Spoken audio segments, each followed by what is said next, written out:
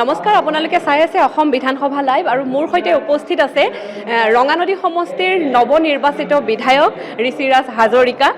তেখেতক অসম বিধানসভা লাইভৰ তৰফৰ পৰা প্ৰথমতেই অভিনন্দন জ্ঞাপন কৰিছোঁ। প্ৰথমবাৰৰ বাবে বিধায়ক হৈ অসম বিধানসভাৰ মজিয়ালৈ আহিছে আৰু ইতিমধ্যে তেওঁ শপত বাক্য পাঠ কৰিলে। আমি তেখেতৰ অনুভৱ জানিব বিচাৰিম। কেনেকুৱা লাগিছে প্ৰথম দিনা, আজি আপোনাৰ প্ৰথম দিন অসম বিধানসভাৰ মজিয়াত, কেনেকুৱা অনুভৱ?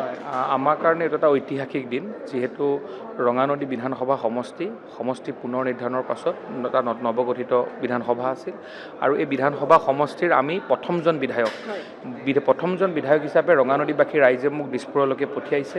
আমাৰ কাৰণে গৌৰৱৰ বিষয় যে আহিবলগীয়া সময়ত যিহেতু ৰঙানদীবাসী ৰাইজে মোক নেতা হিচাপে নহয়, ৰঙানদীৰ পৰা বেটা হিচাপে মোক এই দিছপুৰলৈ পঠিয়াইছে। আগন্তুক সময়ত নেতাৰ পৰিৱৰ্তে বেটাৰ দৰে তেওঁলোকৰ কাৰণে যেনেকৈ পুত্ৰই যেনেকৈ পিতৃ মাতৃৰ কাৰণে সেৱা আগবঢ়ায়, ঠিক তেনেদৰে আমিও আমাৰ ৰঙানদীৰ প্ৰত্যেকজন জনসাধাৰণৰ কাৰণে তেনেধৰণে কাম কৰিবৰ কাৰণে আমি সংকল্পবদ্ধ। হয়, বিজেপি নেতৃত্বাধীন NDA চৰকাৰখনৰ এইটো তৃতীয়টো কাৰ্যকাল আৰু মুখ্যমন্ত্ৰী হিচাপে ডক্টৰ হিমন্ত বিশ্ব শৰ্মা ডাঙৰীয়াৰ এইটো দ্বিতীয়টো কাৰ্যকাল।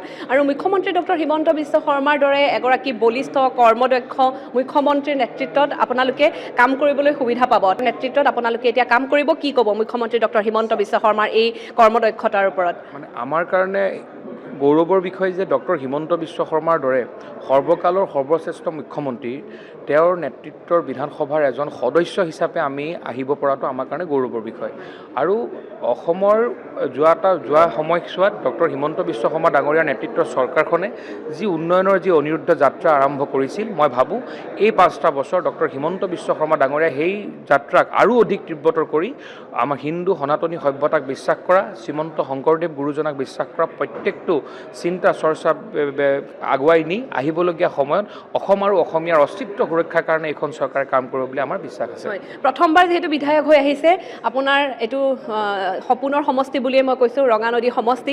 আৰু ৰঙানদী সমষ্টি অসমৰ ভিতৰতে এটা জাকত জিলিকা সমষ্টি ৰূপে গঢ়ি তুলিবৰ বাবে প্ৰথমতে আপোনাৰ কেনেকুৱা সপোন আছে, কি পৰিকল্পনা আছে ৰঙানদী সমষ্টিটোক লৈ? প্ৰথম বিধায়ক হৈ আহি প্ৰথমতে কি কাম কৰিম বুলি ভাবিছে? আমাৰ যিহেতু পূৰ্বৰ নাওবৈচা, আমি যথেষ্ট পিছ পৰি থকা এটা সমষ্টিৰ পৰা আমি ভাগ হৈ আহি আমাৰ এতিয়া ৰঙানদী বিধানসভা সমষ্টি হৈছে।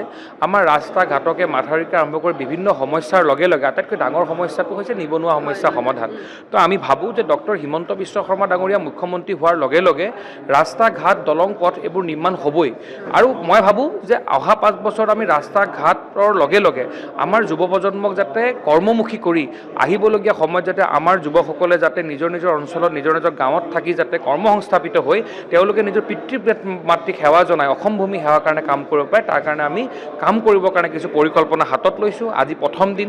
আমি ভাবোঁ যে অহা 5টা বছৰৰ ভিতৰত ৰঙানদীবাসী ৰাইজক আমি এটা যি আশা যি বিশ্বাসে ৰঙানদীবাসী ৰাইজে আমাক দিছপুৰলৈকে পঠিয়াইছে, সেই বিশ্বাস আমি অটুট ৰাখিবৰ কাৰণে আমি সফল হ'ম।